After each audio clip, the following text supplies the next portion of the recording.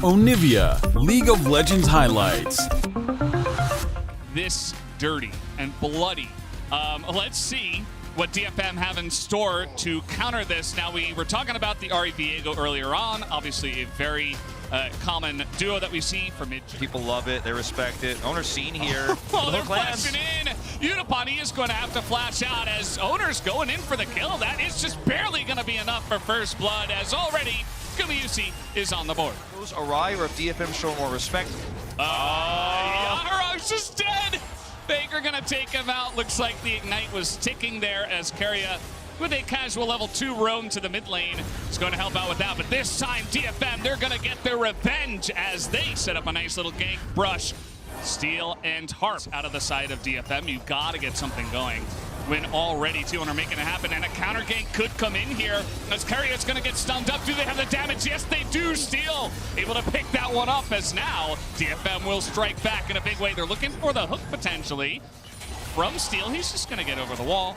Of course, cosplaying the Pike here as they will get away. This is a really nice read. Harp is sticking around a little bit too much, and one more auto will do it. That's just going to be the grenade that comes in, but immediately Guma's going to go down as well. So, with the root coming in, that's the Viego stealing Jin's body. They're looking for more, and Unipon is going to pick up yet another kill. DFM, they laugh in the face of it, and that has been the case. Not a successful kill, but a successful gank. Flashing in, he's going for blood. Harp is going to try to flash away with that W, but it's enough damage back on the Gumayusi. Unipon hits level 6 and does punish him. Here is Owner, and another Bone Spear should be enough. The knockup comes in, and Owner will dominate there. On the knife's edge there, though, if he actually survives, your priority here, a Mountain Drake will go over to DFM. Really nice play around vision, abusing the fact that Keria is on a roaming support who wants to be going to that mid lane. Will survive against that aggression.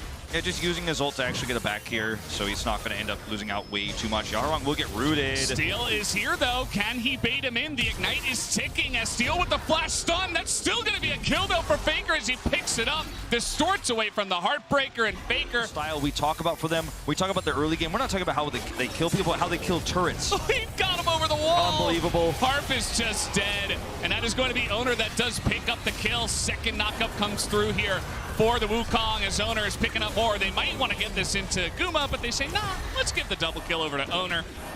He wants the MVP the top side, but also Gumayusi with a very nice lead in the bottom lane. Will we see another Bone Spear hit? They're going for Harp. He's just so squishy, but Unipon is fighting back. The heal comes through. The stun is going to be flashed away, but Harp will be taken out by Keria.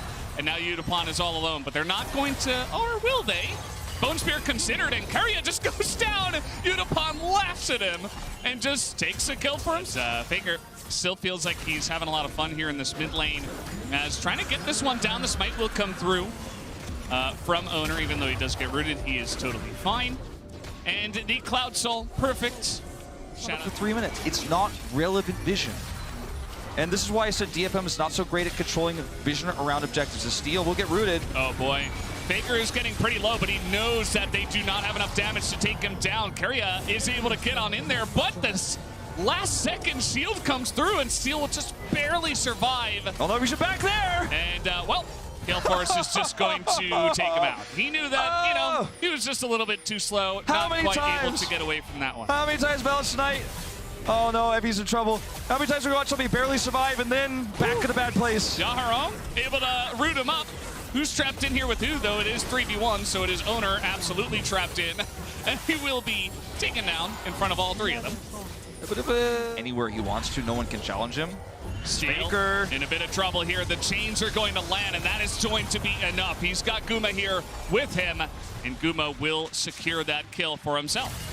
Look at all the wards on the bottom side. As DFM, you can't even walk into your jungle safely against a fed LeBlanc at this stage. Okay, Evie trying to force this one. He is going to catch 2 of them. Strides, breaks their stride, rather, and strides their break as well.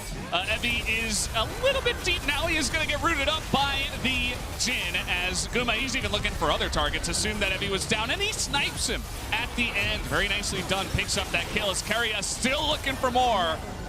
As T1, they're having a lot of fun in this game, really just going for every single target that they can find. Certainly are. Steel does not. Positioning on the side meant that Yutapon couldn't actually freely follow up and do that damage. Yaharong's not a sustained damage dealer in this game. He can help pick and follow. 20 minutes in, 8,000 gold to lead. It was a very close early to mid.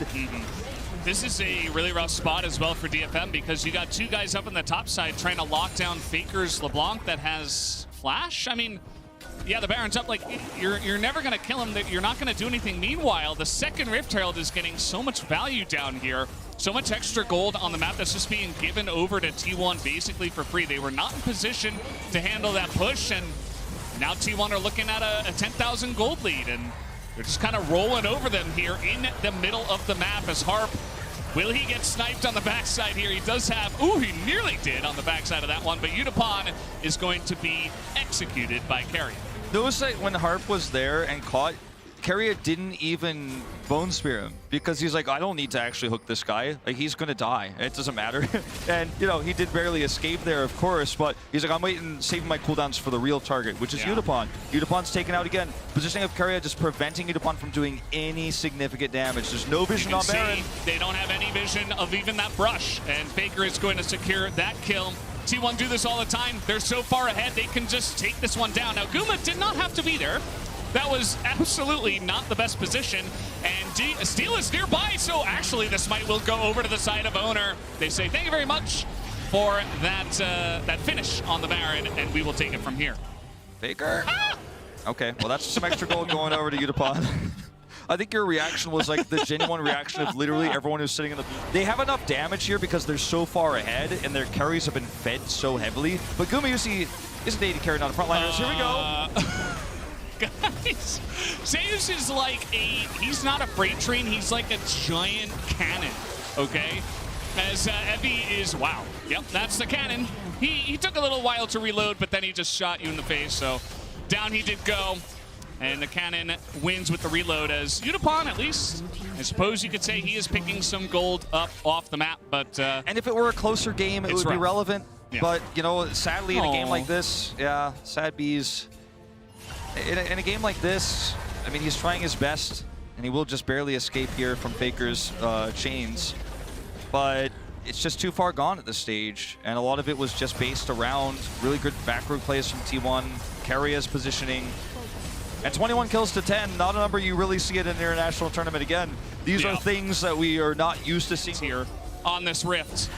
And maybe they'll do it while taking Faker with them, as he does not have flash. He's going to hop back, but the charm comes in, and that's going to be the end of him. As T1 say, you want a 4v5, let's do it, but the Bone Spear not going to land.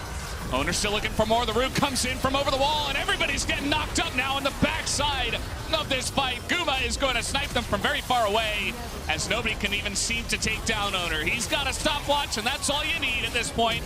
In comes Carrier looking for the final ace for this team of T1. They will take them all down, as Guma will still the last kill, and that should be the end of this game. Teleport to finish, and they shut Yutapon down at every turn. They didn't necessarily respect him, I think, at some of those 2v2s in the early game, like you said. His damage output, his ability to hit those skill shots, they just walked right up to him.